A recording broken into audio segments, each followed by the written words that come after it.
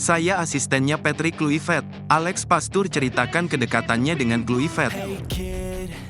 Alex Pastoor kini menjadi perhatian sebagai sosok penting di timnas Indonesia. Asisten pelatih skuad Garuda itu bahkan dianggap memiliki peran strategis yang lebih dominan dibandingkan Patrick Kluivert. Hal ini tak lepas dari pengalaman panjang dan prestasi gemilang Pastoor, salah satunya saat membawa Sparta Rotterdam menjuarai divisi kedua Liga Belanda pada musim tahun 2015 sampai tahun 2016. Namun, Pastoor menepis anggapan bahwa dirinya lebih berperan dibandingkan Kluivert.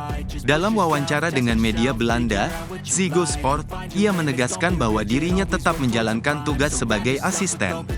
"Aku asistennya Patrick Kluivert." Pastoor juga menyebutkan bahwa ia dan Kluivert telah lama saling mengenal, jauh sebelum bergabung di timnas Indonesia. Kedekatan Pastoor dan Kluivert terjalin saat keduanya mengikuti kursus kepelatihan sepak bola. Di sana, mereka ditempatkan dalam kelompok diskusi yang sama, yang memungkinkan mereka bekerja sama lebih intens. "Kami dibagi menjadi kelompok kecil, dan saya serta Kluivert ada dalam kelompok yang sama," kata Pastoor. Diskusi-diskusi tersebut menjadi dasar hubungan profesional yang kini mereka bangun di timnas Indonesia.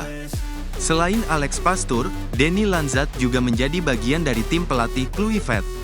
Ketiganya kini fokus mempersiapkan skuad Garuda menghadapi putaran ketiga kualifikasi Piala Dunia 2026 zona Asia. Saat ini, timnas Indonesia berada di peringkat ketiga grup C dengan 6 poin dari 6 pertandingan. Peluang lolos masih terbuka, baik melalui posisi dua besar grup maupun babak playoff. Pertandingan terdekat adalah melawan Australia pada tanggal 20 Maret tahun 2025 dan Bahrain pada tanggal 25 Maret tahun 2025. Tidak mungkin di Indonesia, Arya Sinulinga jelaskan progres naturalisasi oleh Romeni. Anggota Komite Eksekutif, Exco, PSSI, Arya Sinulinga, menyatakan oleh Romeni tidak mungkin datang ke Indonesia menjelang FIFA Matchday Maret tahun 2025. Oleh sebab itu, pengambilan sumpah perwarganegaraan oleh Romeni direncanakan dilakukan di luar negeri, yaitu di Inggris, untuk mempercepat proses naturalisasinya. Arya menjelaskan, jadwal kompetisi yang masih berjalan dengan Oxford United membuat pengambilan sumpah di Indonesia sulit terlaksana. PSSI kini dikejar waktu untuk menyelesaikan naturalisasi oleh Romeni agar ia bisa memperkuat timnas Indonesia pada Maret tahun 2025. Berdasarkan kalender resmi FIFA, jeda internasional akan berlangsung saat itu, waktu di mana pemain biasanya libur dari klub. Meski demikian, mengambil sumpah di Indonesia dinilai terlalu berisiko mengingat jadwal ketat dan proses perubahan asosiasi ke FIFA yang harus segera dilakukan setelah Ole menjadi WNI. Karena alasan itu, PSSI memilih untuk mengadakan sumpah WNI oleh Romeni di luar negeri, agar prosesnya tuntas tepat waktu. Dengan begitu, ia bisa tampil dalam 2 laga timnas Indonesia pada FIFA Matchday bulan Maret. Tidak mungkin Romeni ke Indonesia pada Maret tahun 2025. Proses harus selesai Februari agar Maret dia sudah bermain, ujar Arya. Saat ini, semua dokumen naturalisasi oleh Romeni telah lengkap dan sudah diajukan ke DPR RI. Arya berharap DPR dapat segera memprosesnya, mengingat sidang terkait sudah dimulai sejak tanggal 20 Januari tahun 2025. Semoga dalam waktu dekat sidang di DPR bisa menyelesaikan proses ini, kata Arya. PSSI optimistis naturalisasi ini dapat memperkuat timnas Indonesia ke depannya. Gabung di grup neraka, Nova Arianto tetap targetkan Garuda Muda lolos Piala Dunia. Pelatih timnas U17 Indonesia, Nova Arianto, memaparkan rencana timnya menghadapi Piala Asia U17 2025 yang digelar di Arab Saudi pada 3-20 April tahun 2025. Dalam turnamen ini, Indonesia berada di grup C bersama Korea Selatan, Yaman, dan Afghanistan. Ajang ini juga menjadi kualifikasi Piala Dunia U17 2025, dengan 8 tim terbaik yang akan lolos. Nova pun menegaskan pentingnya persiapan matang, dimulai dengan pemusatan latihan, TC, di Bandung sebagai langkah awal. Nova menargetkan timnas U17 Indonesia mampu lolos ke Piala Dunia U17 2025 dengan mencapai babak perempat final.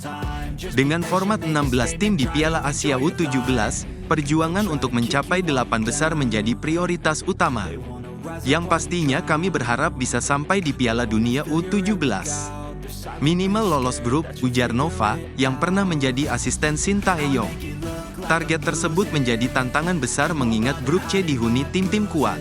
Persiapan terus berlanjut dengan rencana TC di Bandung, kemudian ke Yogyakarta pada Februari, dan dilanjutkan TC luar negeri pada Maret.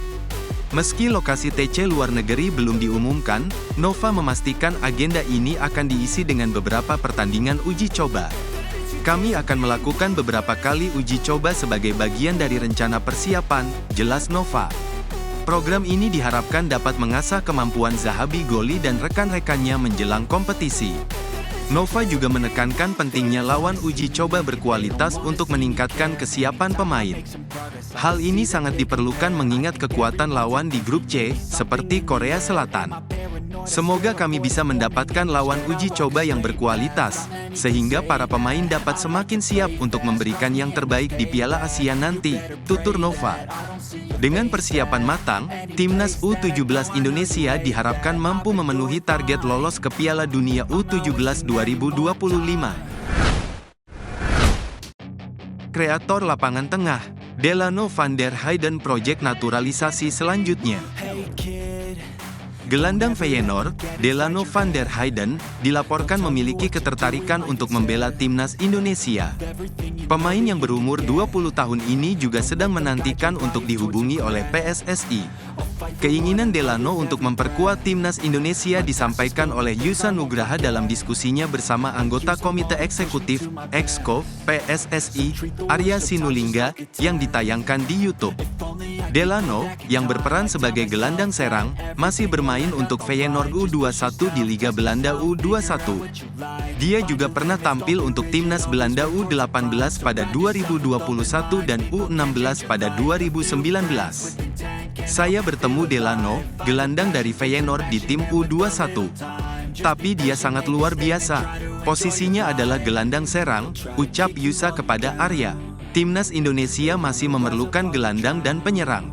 Delano adalah pemain berbakat, namun, saya hanya bertemu sebentar, ungkap Yusa. Yusa sempat melakukan kunjungan ke Belanda dari Desember tahun 2024 hingga Januari tahun 2025. Selain bertemu Delano, ia juga bertatap muka dengan Jens Raven dan Mauro Zelstra. Dia ingin pergi ke fisioterapis karena baru pulih dari cedera lutut. Saat saya menanyakan apakah dia ingin bergabung dengan timnas Indonesia atau tidak, dia menjawab mau, jelas Yusa. Dia tertarik dan kini tinggal menunggu untuk dihubungi oleh PSSI.